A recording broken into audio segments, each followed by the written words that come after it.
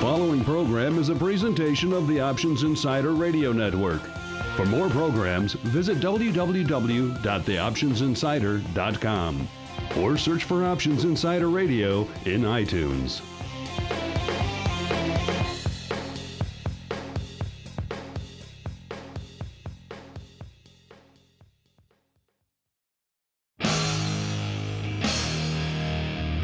And now, it's time for the show that breaks down the options market.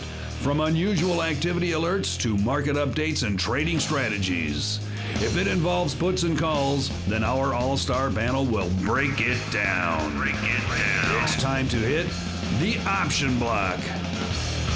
With your host, Mark Longo from theoptionsinsider.com and co-hosts Mike Tusaw from KnowYourOptionsInc.com and Mark Sebastian from OptionPit.com. The Option Block is brought to you by Options Express. Don't spend time worrying about your broker. At Options Express, security, stability, and account protection are the most important responsibilities to our customers. Secure account access, enhanced financial protection, entrusted with over $7 billion in customer assets, established financial stability.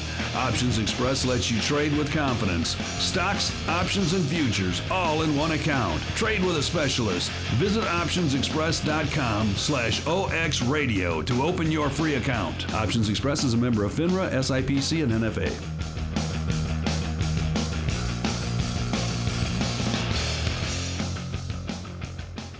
All right, everybody, welcome back to the Option Block. We are, of course, your bi-weekly source for all things options related.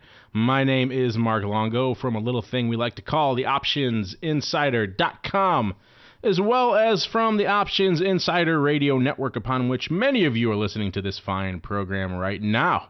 And we are all deeply indebted to all of you for all the downloading and streaming and subscribing and emailing you guys have been doing lately. You guys have really been just lighting a fire under it lately, and we all here appreciate it so much, as my little guy would say, so badly. All right, and joining me on this fine program today, starting off, beaming in all the way from the great state of Maine, taking a break from his non-stop lobster feast, the non-stop lobster extravaganza that is his life, none other than the rock lobster himself, good old Andrew Giovinazzi from OptionPit.com. Mr. Giovinazzi, welcome back to the show, sir. Thank you. You know what? After an intro like that, I'm always happy to be back to the ever-expanding Options Insider Radio Network. I really am. Crazy. I know. But crazy as it may be, it is indeed fun and ever exciting. And I'm glad you could indeed take a break from the lobsters, because there's so much fun stuff to talk about today. Today is definitely a lobster type day. It's a warm, like we have an Indian summer day, harvest moon type moon, very Maine-y type day. But I am doing this lovely radio program, so I will not be going to the beach and looking at the harvest moon. No beach in Chicago today. I don't know. It's been like tropical storm season here last night. I had some relatives actually flying in last night in the teeth of what can only be described as a minor hurricane. It was insane. And just driving to the airports, it was one of those days you literally could not see, and wipers were moot. One of those kinds of storms. And it certainly makes you wonder what the hell was going on last night. But yeah, it's calmed down a bit since then here in Chicagoland, and things seem to be a little bit back to normal. But we don't have the Indian summer going on like you guys do up in great scenic Maine. I guess that's why everyone moves to Maine. You can't beat the weather, right? It's very seasonal. Like you get it, literally they turn a switch every 3 months. Fall, winter, spring, summer. It's crazy. Well, it's not 75 and sunny all year long. I thought that's what Maine was. Okay, I need to cancel my travel plans then. I'll tell you what though, there's a lot more sunny days than you would think. I would venture to guess we have 300 sunny days out of 365. That's a good mix. A good mix. And speaking of a good mix, adding to our mix on the old panel today, we have the man known as the man with the fancy hats, a.k.a. the Viceroy, a.k.a. Alex Jacobson, the major domo over there in the education department at Options Express. Alex, welcome back to the show, sir. Thanks, Mark. It's good to be back, and what a difference a day makes. They tapered the taper yesterday, so interesting, especially interesting what went on here in the last hour, because, you know, we do a call count, and Our call counts lately in this volatility have been pretty ordinary, and yesterday our call count doubled in the last hour. We did as many calls in the last hour as we had done all day. And today, interestingly enough, even though the market wasn't that volatile in a lot of ways, today the phones were just ringing all day long. And a lot of that has to do with, big rally on Wednesday of expiration week, and all of a sudden stuff that you thought wasn't going to be worth anything is. So, as always, risk management. I like that. Tapering the taper. We might have a good title for our show today. And we are 3 guys. Hopefully we shall be 4 soon once the Skype gods smile upon Uncle Mike Tusaw. But until then, we're going to dive right into the trading block.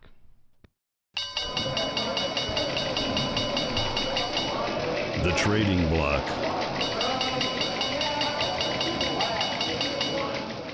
All right, and welcome to the Trading Block. This is, of course, the portion of this fine program where we break down what's going on, what's moving the old street, and what's lighting up the old options tape.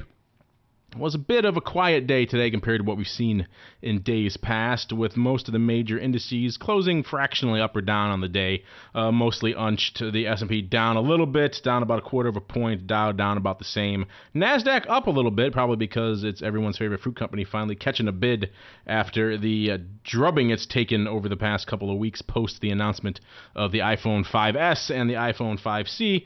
And VIX cash coming off to the dark side, down about 0.4 point to 13.19. Perhaps we'll start there. It's been a while since we've jumped into the fray that is VIX options and VIX futures. Mr. Andrew, anything out there that really catch your eye in today's VIX activity, or did it come off pretty much as you anticipated? I hate to sound like I'm smart, but it did come out as anticipated. Essentially, the vol futures did not respond at all to the drop in the cash, which we kind of thought would happen. So basically, you have kind of a normal sort of contango when you have this low IV. With VIX at around 13%, hard to get lower than it is. So the futures do what they do, and they catch a bid. So now there's a full $1.50 in the October future, which is it's kind of the low normal side. And you watch the futures decay here if you don't get any action, if Congress doesn't step in. I think the no future now at 270, definitely very it's a healthy normal premium bid in there. And I think that is definitely starting to price whatever shenanigans might be going on in Washington. So very possible the October dies, depending on how these budget talks go. But you're going to have a hard time watching. We closed a lot of short volatility today. I think it's going to be hard for it to get much lower, real simple, at least in the big indexes. I want to hit on it on today's show, too, because it is, of course, that time of the year again.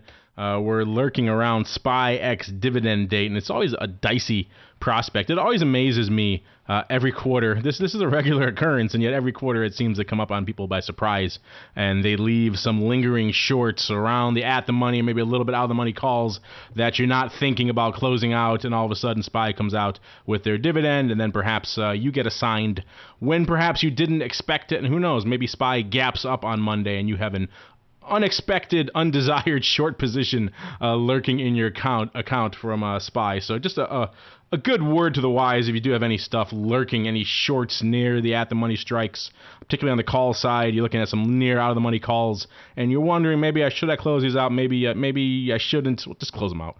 Because it's not worth the headache. We see every time SPY goes ex-dividend, we see the same thing. I'm sure, Andrew, you guys probably have this conversation with your clients all the time, Andrew.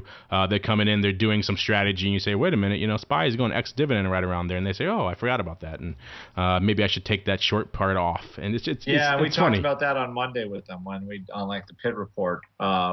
People come in but yeah, you've got to, and there's also actually I just saw some stuff on options profits. XD might be tomorrow, but today will be the exercise day.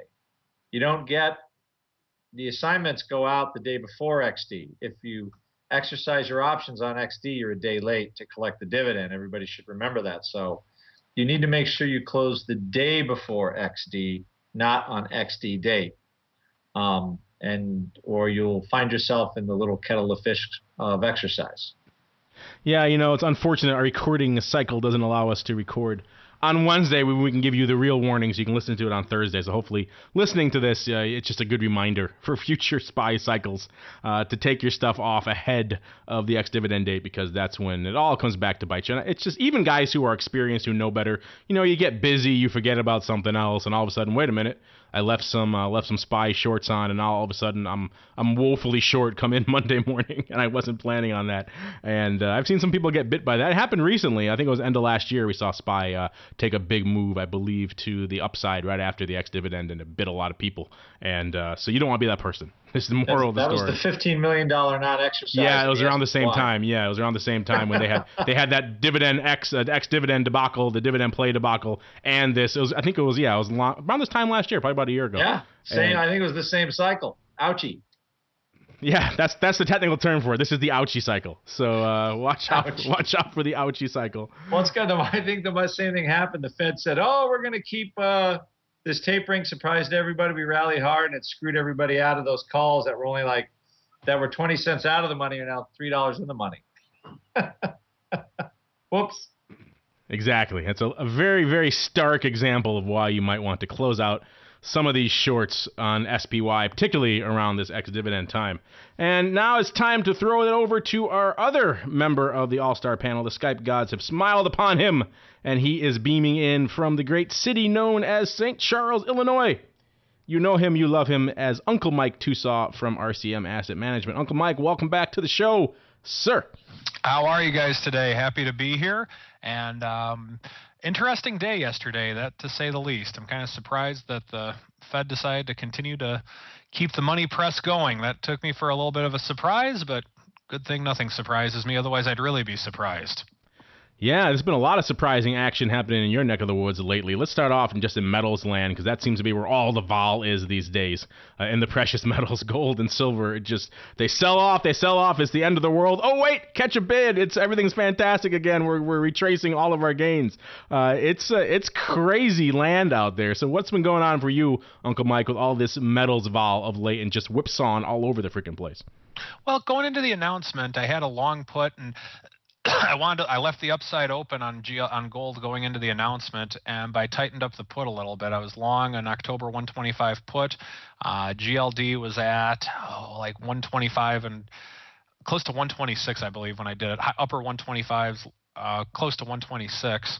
And so my rationale was that I expected a decent move, but I didn't expect as much of a move as we were getting. I'm thankful we got it in gold. Gold went up, obviously. And so as it went up right around the 131 level, I sold a 131 call as it went up, because I figured I figured we might come back a little bit. We didn't. So tomorrow it looks like I might be getting out of that call for a 10 or 15 cent loss, but who knows? We'll see. You never know. So that's what I did basically going into it. I did our CME show this morning. I was over there talking to the metals guys, ironically, and as you might imagine, they have some pretty big smiles on their faces right now.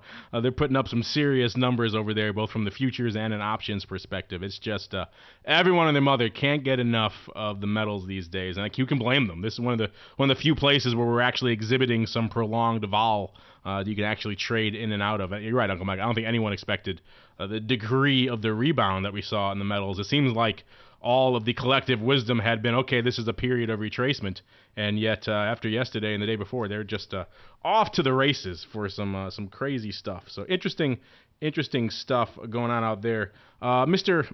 Alex, I don't want to preview too much of your Xpress Block, but you said you had some interesting developments here today. Towards the end of the day, you doubled your volume. What was really lighting up the old tape over there at OX today? It's everything that was a sleeper 3 days ago. Facebook, Priceline taking out 1,000 has generated an enormous amount of retail interest. But 2-3 days ago, Apple was dead, Facebook was dead. Today, Apple's up, Facebook's up. Lulu, I think, gained $4 yesterday. That's a perennial favorite, but it was everything. To Andrew and Mike's point, we were all surprised by the Fed. Anybody who says they had the Fed figured out is just, straight out, we were surprised. I mean, talking to some of the folks in the neighborhood yesterday as we were out making sure the sewers weren't full of leaves and debris. I live near a couple of guys who are still trade in the fixed income pits, and it was kind of like a bad joke. One of them had a good year yesterday, and one of them had a bad year yesterday. Kind of the irony, but we were all surprised, and today was kind of a sit back and take it in day for us, and but it was busy all day. I mean, that's the good news about the options industry is it's great when stuff happens during expiration week. The challenge, of course, is if you're short premium, this could have been an interesting week, and may end up well, may end up very disappointing. And that explains why I saw William Shatner jumping down the street yesterday with Priceline breaking the 1,000 level. So that guy obviously doing well. Hopefully he's hedging some of those gains he's made over all these years of being the Priceline spokesman. He's probably made orders of magnitude more on that than he ever did with anything Star Trek related. Yeah, he talk about kind of, doing well. I've never seen the filing, but I've heard estimates that, his equity he got is worth hundreds of millions of dollars. God bless the capital markets for creating wealth. Yeah, he was one of the early examples, I think, of paying a pitchman quite a bit in stock, and I think it worked out pretty well for him. If he's held even a fraction of it to this point, then he's looking pretty good. Speaking of looking pretty good, it's time to close out the old trading block and perhaps look at some names that some of them are looking pretty good, some of them not so much, because it's time for the odd block.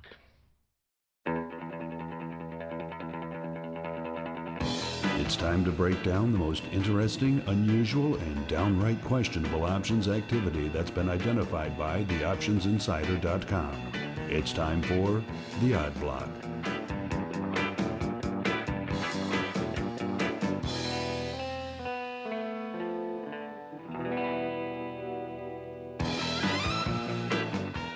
All right, everybody, welcome to the Odd Block. This is, of course, where we peruse the dark side of the options business. Going to kick things off with a name we haven't talked about in a while because I haven't wanted to twist the knife on good old Mr. Giovinazzi, but it's back in the news, so it's legit territory again. We're talking, of course, about Zynga. Ticker symbol ZNGA, closing today up 6.5% to $3.48. Zynga just back on fire, back in action yet again. We were joking a long time ago on the show about doing the old, I think it was 3.5 risk reversal. Is that what you were loaning up on, 3.5? Actually, no. The 3.2. That's right. That was off by an order of magnitude. It's for something now. Yeah, that's a good trade in hindsight, as they all are. But yeah, Zynga off to the races today, up, like I said, 6.5%. That's on the heels of rallying yesterday as well. And that's kind of what we're going to do. We're going to start off here going back to yesterday. If you surfed onto the Options Insider yesterday, you saw a nice little write-up we did called Calls Trade in Zynga, and we were just highlighting some of the extreme upside we saw going on out there. This is a name that's been doing about 36,000 contracts a day of late, doing 72,000 today, doing quite a few yesterday as well, kicking it off with some things that looked pretty aggressively bullish yesterday, a little less so today given the run-up, but these are the OC4s going up in some pretty healthy size, at least from a Zynga perspective. Someone came in and scooped up about 300-400 of these guys for a whopping 2 cents yesterday on a pure flyer, and today they're trading about 8 cents, so he's already got 4x of a return in his pocket. Not bad for 1 day's work or so. And of course, the OC4 is trading quite a bit again today. 2,300 contracts and 11,000 of the OC3 halves going up today. So a lot of action out here in Zynga. What else caught your eye out there in Zynga yesterday and today, Senior Andrew? It's what the thing that's catching my eye the most is the volume of options and how little the implied volatility has moved. It's uncanny. It's like, okay, everybody's like, okay, Zynga's at 3.5. We've seen it before. It's a piece of crap, which I will fully admit. It's been a great buy ride stock though this year, but it's a piece of junk. But the vol is not climbing, so I think there have been, there was plenty of call buyers or stock buyers around the 2.5, 2.75, under 3 handle, and with Zynga up here, they're selling calls. At Option Pit, we sold, we hedged some deep calls ourselves, selling some out of the money calls. To keep the buy rate rolling. But I think that's what's happening. You got a lot of people hedging their stock, and that is sort of on balance filling the people who want to take a punt on this thing. And I can't really find any real news on why it's made this move, other than all the social networking stocks like Groupon has made that move. It's up size this year like 100-something%, 50%. So. Maybe it's just all the social networking stocks are starting to, generate income or blah, blah, blah, blah, blah, whatever. But the vol is still very cheap in Zynga. It's, for a $3.50 stock, it's only like 56 vol out to January. It's not very much. So yeah, Zynga, lighting it up on fire. Maybe that new CEO is just what they needed. Who knows? Of course, stock's only gone from 3 to 3.5, so I guess we need to keep it in perspective. But from Zynga terms, that's a pretty good move. So we'll see. Maybe these OC4s will actually come into play before they expire. That'll be an interesting thing. I will be laughing all the way to the bank if those actually go in the money. I'll be laughing like crazy. So you're no longer in the risk reversal business. Now you're going to the good old strangle business. That's what you're doing? Yep. Vol's too cheap. So I don't think it costs much to buy a put, and Zynga does have a habit of disappointing. So I've learned semi-learned lessons in that stock. So we'll see what happens. So you're actually paying for some juice. It's not free juice this time. Interesting. No free juice. Yep. I'm again looking for, if it goes, I think it'll go bigger. So we'll see. Speaking of going bigger, we're going to move on to another one that we profiled yesterday on the optionsinsider.com. See, things go on the website and other places in between shows, listeners. So if you're not checking the website on a regular basis, you're doing yourself a disservice. You missed out another one yesterday. We highlighted some straddles trading out here in EGLE Bulk Shipping, ticker symbol EGL. This guy seemed to be on the wrong end of the stick today. Someone came in yesterday when the stock was trading $5.52, and he blasted out the OC5 straddle for $1.10 across a variety of contracts. Looks like he did it over about 1,100 times or so, it seems like. So some decent size here. And of course, come on in today, and EGLE closes today up 30.7%, or $1.66 to 706. So that $1.10 OC5 straddle is already worth over $2. So perhaps not the sharpest trade here going on, but an interesting one nonetheless. You don't often see him so poorly timed like this, just so quickly. He knew something was going up. He was just on the wrong end of it. Maybe he got the wrong rumor. Right. It looks like they closed SEP calls yesterday too. Like they closed a SEP. It didn't go up as a print, but there was short SEP calls. Definitely was closing, and the OC was definitely, they were hitting. All the options were trading on the bid. It was they caught a little pop in volatility, and somebody whacked it and didn't work out so good. So he was maybe closing out some long OC calls and then blasting out, going to the puts instead. I think he closed the SEP and opened by selling OC, because there wasn't a lot of open interest on the October yesterday. But by the end of the day, this was just additive open interest. So I think there was somebody closed short SEP 5s and rolled into selling the OC 5s. That's what it looked like. Yeah, it looks like, and I'm looking here, and this is, someone wrote in just last week, why don't you guys look the day after? Well, we're doing that today, listeners, and we could see the open interest changes. I got 1,500 open on the OC5 calls, 1,100 open on the OC5 puts, so all that volume clearly opening, and it's still open today. It looks like none of that stuff has really come off. So, interesting trade. Usually you see someone coming in There's aggressively. volume up to the OC 11s. So I know that I know that the Baltic Dry Index has caught a bid lately. There's volume up to the OC 11s. Someone buying 40 of the OC 11s. Someone who is clearly a little more bullish than I here on EGLE bulk shipping. What do I know? I didn't think it was going to move 30% today either. So two aggressive movements here in the first two that we're going to cover. Then we'll roll on to actually today. We can continue actually. We can continue with the EGLE story today because EGLE continues is the gift that keeps on giving. We saw more on the upside today with people. We were joking about the ACH 11s, but someone came in and bought 472 of the ACH 9s. Granted, these weren't super aggressive, 15 cents, but still, that's substantially off of where it closed today, and it's nearly double where it was trading yesterday. So these are some pretty bullish bets. Maybe this is our friend here coming in and hedging on the other side and saying, wait a minute. Yes, so. Well, the 15-cent kind are 20.25 now. So hard to believe, but they're going up. Yeah. Hey, get in before. If you're a crazy, just get in before the other crazies, and you're doing all right. All right, and I think this is part of the whole, like the dry shipping business. Maybe it's kind of because they've been in such a kind of a supply glut for a while. Maybe it's kind of coming around. But pretty substantial buying here. All right, and then moving on to a name, I don't think we've ever talked about this one on the show before. It's Sealed Air Corp, ticker symbol SEE. And this is moving forward to today's activity. They closed today down about 50 cents to 29.83, or down about 1.6% on the day. This is the name that does about, less than 1,000 contracts a day, doing a whopping nearly 5,000, 4,600, 4,700 today.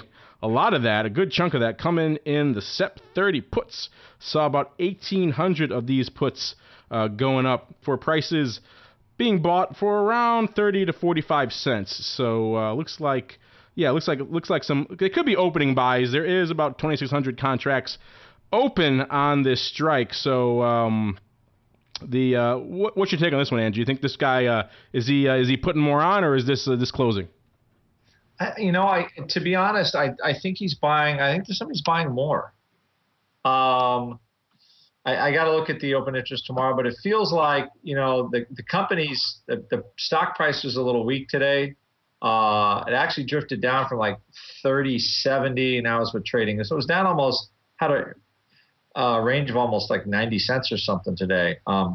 So I think this is feeling like opening buying, but that open interest does always, give you pause, and they maybe just be closing these out. And the market makers are getting a little bit of value out of them now, but they look pretty cheap at the beginning of the day.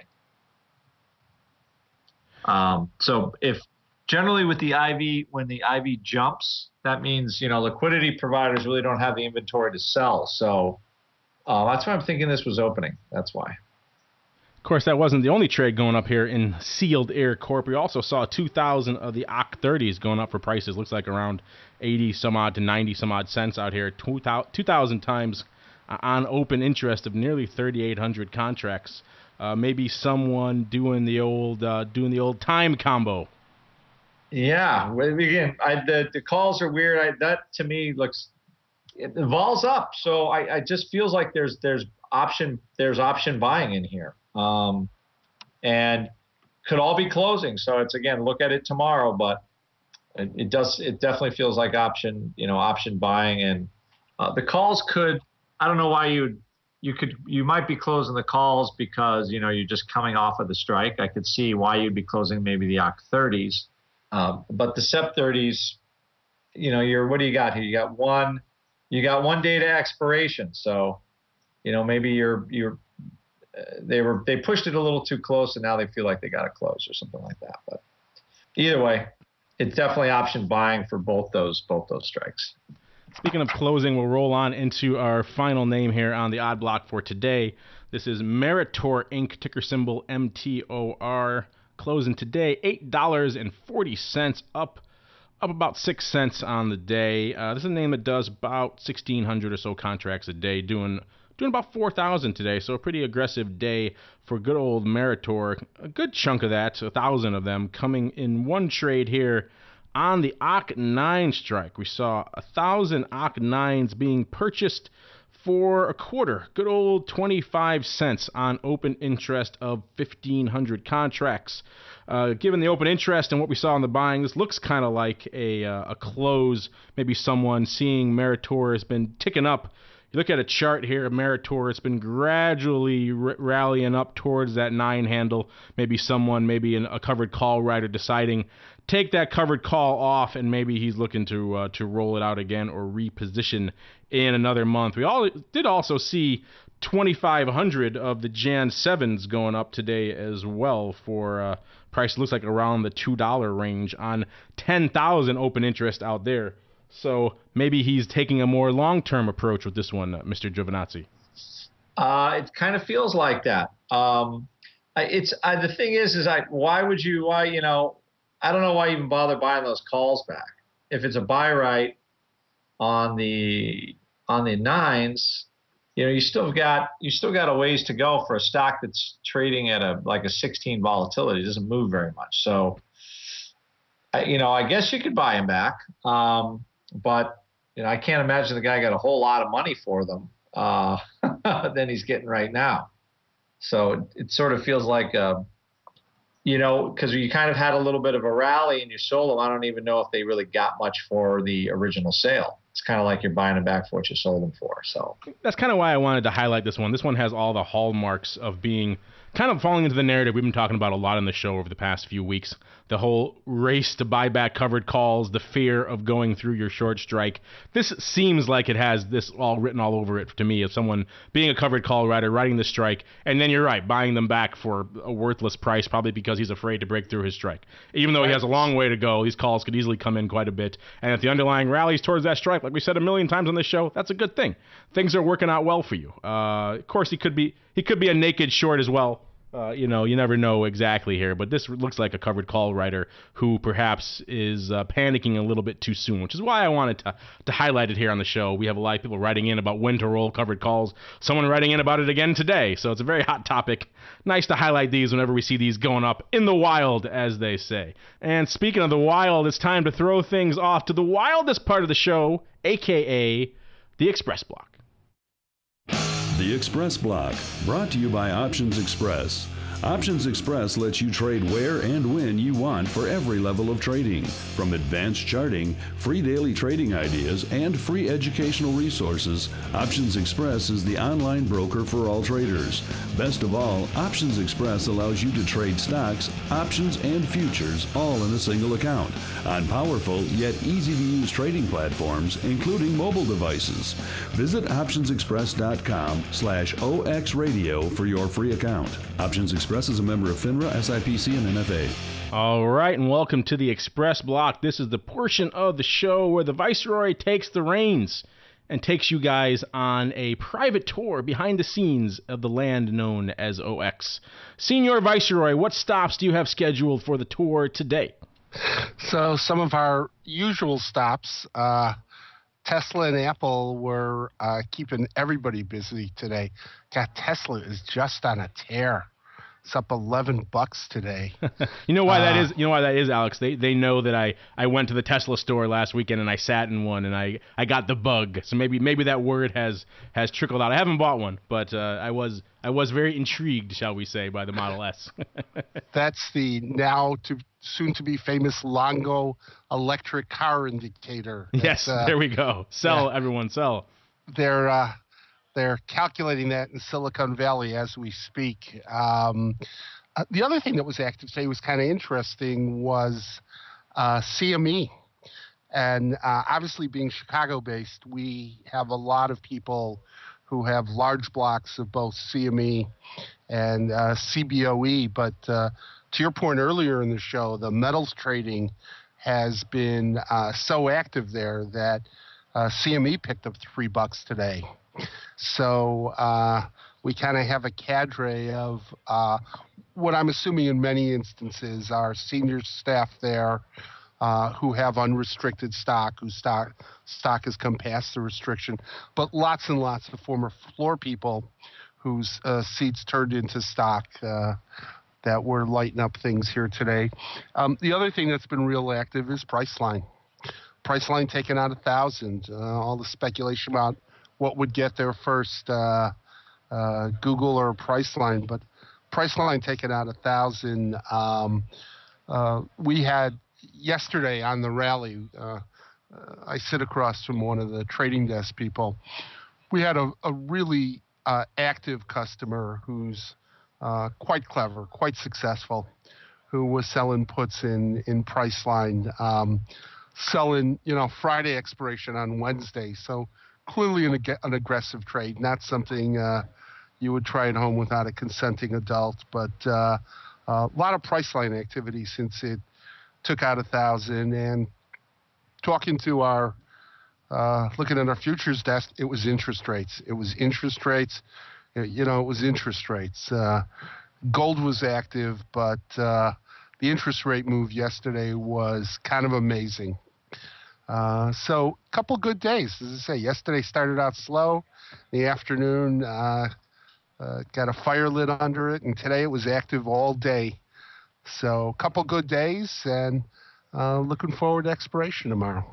Yeah, rates, another area where that story has just changed completely since the last time I talked to those rate guys over at CME. And of course, listeners, if you want to stay tuned for the upcoming episode of Long and Short of Futures Options, you can hear all this for yourself.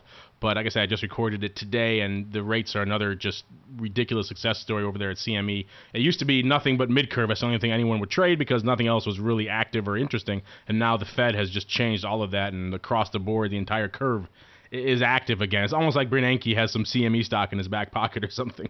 But he's been their best friend in the world of late. Yeah, let's not even allege that he does that. Guys in black suits show up.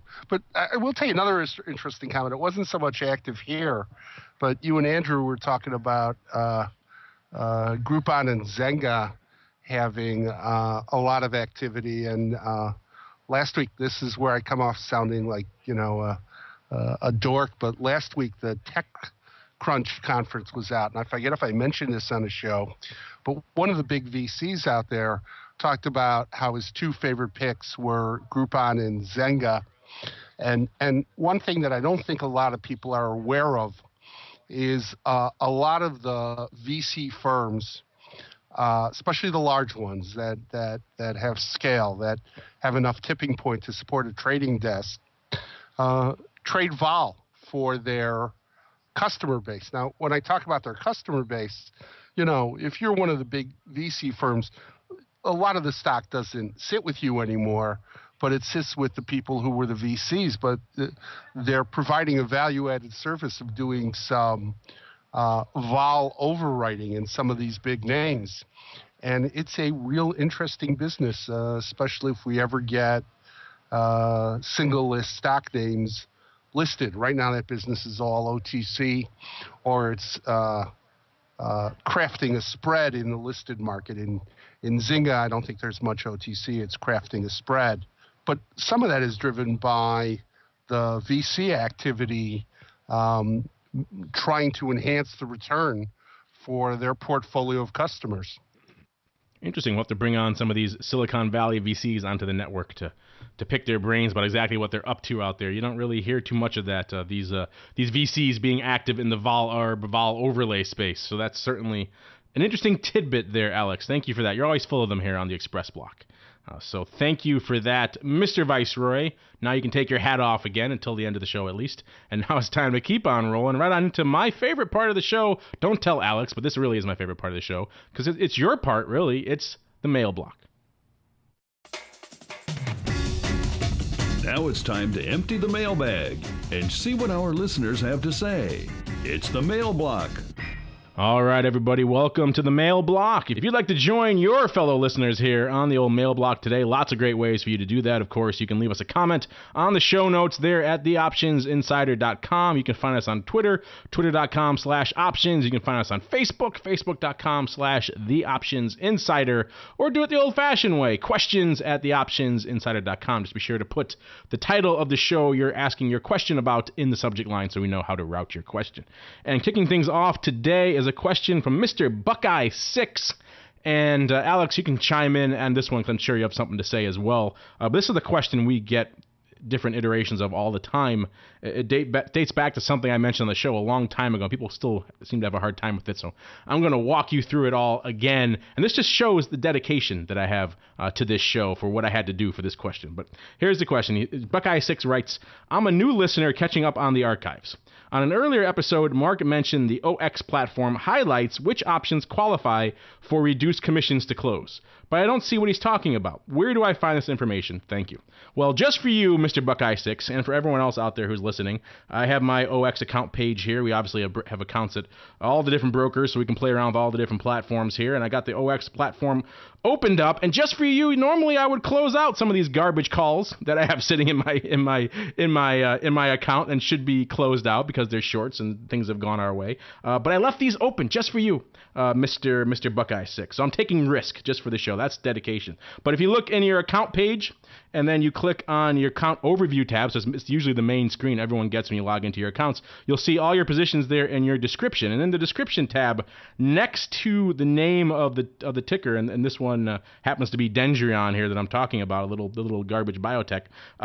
You'll see if you have an option that qualifies, you'll get a little gold circle next to it with a cent sign in it. And if you highlight mouse over that, it'll say indicates a reduced commission rate for buy to close orders on penny options, option price below a nickel. So if you see that in your account overview in OX, you know that it's a cheaper reduced commission rate to buy to close those. Of course, we said this on the show a million times. You shouldn't wait for that. You should buy to close them anyway. Forget about the commissions. And as soon as the market opens tomorrow, I will buy to close these so I can get them off my books. But I had to leave them open just to show you. Mr. Alex, anything to add here for our friend, Mr. Buckeye6? You did a better job than I ever could have. So, no, you covered it all, Mark. I'm telling you, that's the dedication. I leave my risk open just until the show day so I can have something to talk about here on the shows. Tomorrow, these calls will be closed. All right. Next up, we have a question for you, Uncle Mike, so put on your listening ears, sir. It's actually going back to something we discussed on an earlier show. It's a question from Luke. And Luke writes, Uncle Mike has suggested that if one has a spread that has gone in the money, the short leg can be rolled up by at least one strike with a goal of break even or near break even. He suggested waiting until the day before expiration, but I have an in the money spread, so I thought I would look at it one day early. I have a bear call spread on SPY, short SEP 170s, sold at 59 cents, long the SEP 172s, bought for 25 cents when SPY was at about 165. It never reached my 70% profit target before going in the money this week. With no taper announcement, SPY has gone to 173.03. This is obviously at the time that he wrote this email. He goes on to say, today, he wrote this on Wednesday, I could buy the 170 call for $3.07 and sell the 172 for $1.30, which looks very far from break even, unless I greatly misunderstood what he meant by break even in this context. Actually, the spread on the 170 call is 303 at 311, but still. Even if these calls went to zero extrinsic, how could I ever get break even here? Or did I just get a really bad price on my initial short fill? For completeness, the long 172 call is trading for about 94 cents. Thank you for a great show. And listeners, this question refers to what we talked about last week, and that's why I mentioned at the top of the show, this is a recurring theme for us, breaking through your short strike on the covered call and what to do. And Uncle Mike last week, or maybe 2 weeks ago, outlined some scenarios and some ways you could deal with that, and our friend Luke here has some questions on that. So, Mr. Uncle Mike, what say you to our friend Luke? Well, a couple things. Luke, on the show that you're referring to, I was making mention of a diagonal spread that I was in at the time, where I was long an SPY call and then short, or I was long an SPY January call at the 160 level and short an SPY 169, I believe it was, call.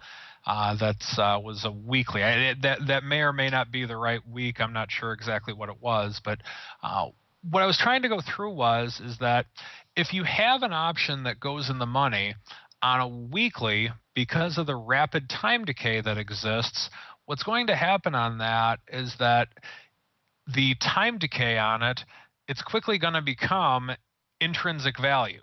So I give it a little bit of wiggle room if I'm doing a diagonal spread, meaning I'll let it go in the money a little bit for that reason, because with the next week, we can roll it up and out a week and then not get hurt too badly. And what we make on the long leg will make up for what we lose on the short leg most of the time. On a credit spread, on a vertical spread, as you're describing, that's one where I personally try not to ever let those go in the money.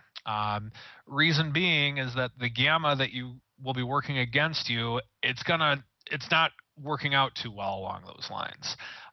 One thing that you could do on a credit spread, if it's coming close to your short strike price, is you can close out the current credit spread and then maybe open up another one a little bit further out in the next month. It's difficult to do that on the call side because of the fact that if the market is going up, a lot of times implied volatility is going down. Typically on a bear call spread, if I'm ever trading one of those, then what I like to do is just, this is just kind of an advanced technique. If it's going against me a little bit, get out.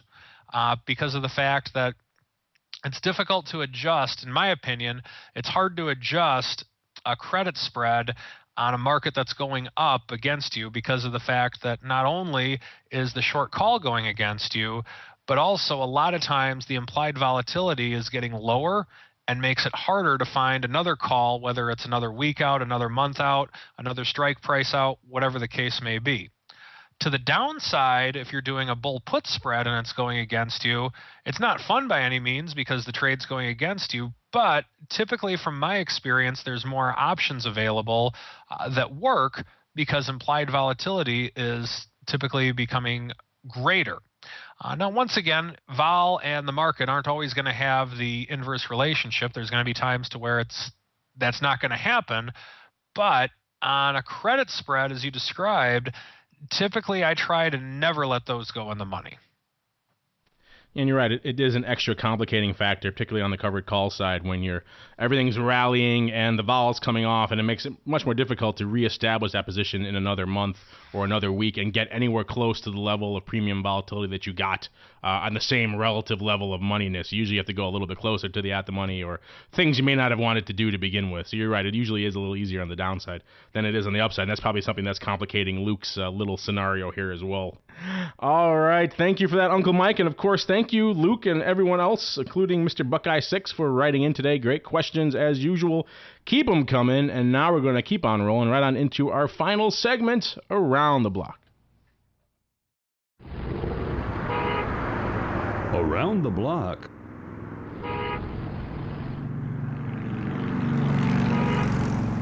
All right, those car horns mean that it is time for our final segment, Around the Block, or I guess, as we can start calling it here on the show, at least for the next few months, Taper Watch, to taper or not to taper. It just seems like that is the dominant question. That's the question. Yes. There's not much else. I mean, it used to be Syria Watch for a few weeks there. That apparently has gone away because we all trust Russia now. And I won't go down that rabbit hole. But nonetheless, yeah, Uncle Ben, I think he was just bored over the past few months. He said, I'm just going to throw everything into a tizzy. I'm going to apply one thing, then say something else, then go back on it completely yet again.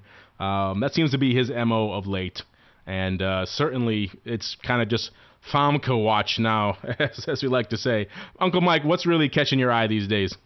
Well, just a vol coming down across a lot of different asset classes. So over the weekend, I'm curious to see if we get any type of pop. Maybe we can get some type of uncertainty going into the weekend. Just curious on that. That's probably one of the main things that I'm focused on, as well as the any debt ceiling talks that we have coming up. Of course, the one place where you're not going to see vol coming in is in the metals of late. Those things are rocking and rolling of late. So if you're looking for some vol, maybe some GLD or some SLV or some big futures and options could be the place for you for the next couple of weeks at least, because the metals just on fire, down, up, all over the place. The definition of a nice volatile product, and I know a lot of our listeners, it's funny, we talk about metals a lot on this show and on the network in general, but right now in particular, I can't remember another time where just across the board, retail, institutional, advisor, I don't care who you are, everyone seems to have their ears perked up by the precious metals. So interesting stuff. Mr. Andrew, what are you playing out there in the metals these days, aside from Zynga? We actually looked at some time spread swaps, like selling the front month, buying the back month, like strangle swaps. And I'm waiting for I've been noticing an upside curve in the SPX, Mark, really, really flat, amazingly so.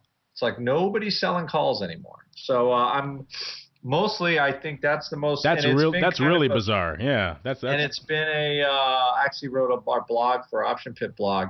It's been like that for 2 weeks, kind of, and it's been right because all we've been doing is really rallying straight up. So, and I didn't see it come in really like at the money ball came in today, but the curve really didn't come in very much. So, I'm just kind of waiting for that to see when actually the call sellers come back. But I think with that extra foot on the gas pedal, maybe we see some higher, I wouldn't get like crazy call buying long, but I wouldn't be surprised if we, wind a little higher. Yeah, those guys are usually so aggressive at constantly just wringing every cent of juice out of that upside in the skew. When they back off, I usually get a moment's pause, and maybe that is upside crash territory at that point.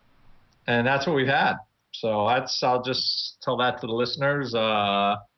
Take a look, see, but I'm just watching for that. I'm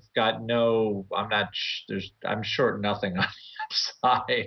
I haven't even written any calls against stock in my 401k yet. I'm just kind of waiting. So which is probably a sign I should do something. Time to do something, as you like to say often on this show. Yes, do some stuff. It's because at this level it's pretty good. So mostly just from a market. Like Tusa says, you're at all-time highs. Of course, it's a great sale. Because if you bought any time before this, you're up money. That's a good point. So sell some calls. So anyway, I got to get busy tomorrow. I think. Time to do some stuff. And speaking of doing stuff, Mr. Alex, what are you watching for the rest of this week, sir? Andrew's point. As soon as I write calls in my own account, the market goes up. So I have figured out the way to rally the market simply by writing calls. We're looking at the 10-year and we're looking at Washington. There are some earnings next week, but nothing that sort of jumps up and bites you. And we're looking at a lot of these high-priced stocks. Is Apple going to retest 500 here? And if it does, it just brings so much paper back in. And, is Facebook going to test 50? But the focus is Washington and how dysfunctional they are and relevant of your political leanings. Every day that goes by, they appear to become more dysfunctional. And, will they shut the country down? Are they stupid enough to do that? It's beginning to sound like they are. So that's what I'm keeping an eye on. The one downside about Apple retracing to these levels is I think our friend Mr. Icon is now breaking even. I think there was a certain serendipity or just certain poetic justice in the fact that here he was talking up this stock left and right, and he was taking it on the chin for a while there. I always love those guys who can do their own little pump it ups, still take it on the chin at the end. Yeah, we're gonna put tags out for Icon and do a little canning for him in case the stock falls, because I think he may miss a meal. There's no tag day for Icon. They missed a meal. That was awesome. Icon and Buffett. I sit about 40 feet from one of the TV screens here, and every time Icon was on CNBC today, in fact, Buffett was on CNBC today, and I kind of walk over and you listen to them talking up their positions, and you say to yourself, if I did that, the SEC would be in here with handcuffs. Exactly. So it's just interesting how they're allowed to do that. It is kind of nauseating when your very existence and the mentioning of something could essentially qualify as a pump and dump. And, guess what? I bought this thing. Maybe everyone else should come buy it too. Oh, wait, it rallied 30%. Wow. How does that work? Yeah. If I did that, I wouldn't make it out the building. Exactly. So it's nice.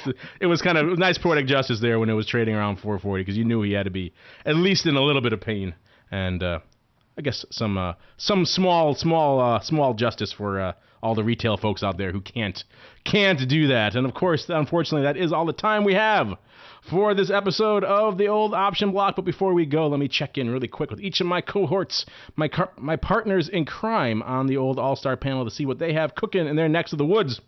Starting off with you, Mr. Alex. What's cooking in the land of OX? Our team is at the airport now. Literally, Nina and Jimmy heading out to Portland, Oregon for a Saturday session beginning 9 o'clock Saturday. That's Pacific time. The reason I'm pointing that out is we also simulcast the live sessions on the site in a virtual environment. So you want to sleep in on Saturday, you don't have to come to this one till 11 a.m. Central Time. Portland, Oregon, one of my favorite cities because there's no sales tax on anything. So every time I used to get out there, I would buy all my shoes, socks, and essentials, and I know I'm going to get grief for that. The webinars, Monday, the 23rd, we're making another run at mini options, and we'll be talking about them. Customer interest is still there. But having said that, the markets are still not delivering all they should, and the exchanges should get a little crisper. Tuesday the 24th, in the money debit spreads, my old buddy Jimmy Bittman from the Options Institute, who prior to coming to the Institute was my bank officer.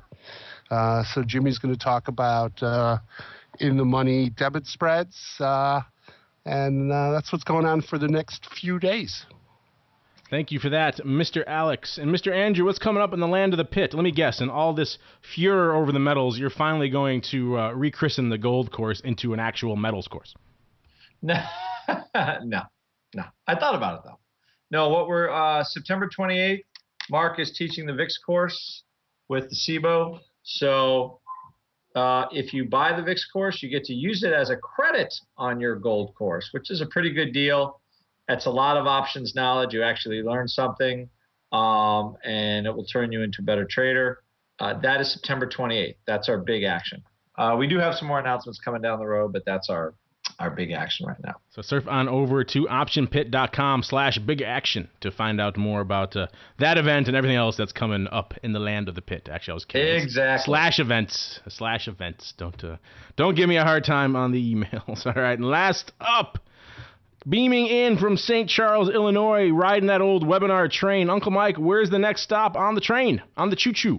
Next stop, Thursday night, October 26th. We will be discussing Plan the Trade, Trade the Plan. What to look for, what to do from start to finish. Join us. It'll be a fun one.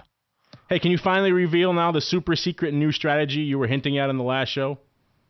Not yet. Such a tease. Okay, we'll look forward to that on an upcoming program. As Uncle, what was it called? The safe landing, safe harbor, eagle night thing, something? What was it called? Oh, the one that we're doing tonight on the strategic night. Strategic night, that's what it's called. Yes, that's equity based, and for that one, you missed it, folks. It was last night, and it was the best webinar in the history of all webinars. Send me an email, I'll send you a recording. There we go. So check out the archives there at RCM to find out all about the Strategic Night Initiative. And, of course, on behalf of Alex and Uncle Mike and Andrew and myself, I want to thank all of you out there in the listening audience for downloading and streaming and subscribing to the program and sending in such great questions. Keep it up, and we'll see you next time right here on the Option Block. Become a part of the Option Block. Just visit www.theoptionsinsider.com/forum to post a question for the hosts. You can also submit questions to twitter.com/optionblock or leave a voicemail at 312-544-9356. Make it interesting and your question just might make it on the air. The Options Block is property of the Options Insider Incorporated. All rights reserved.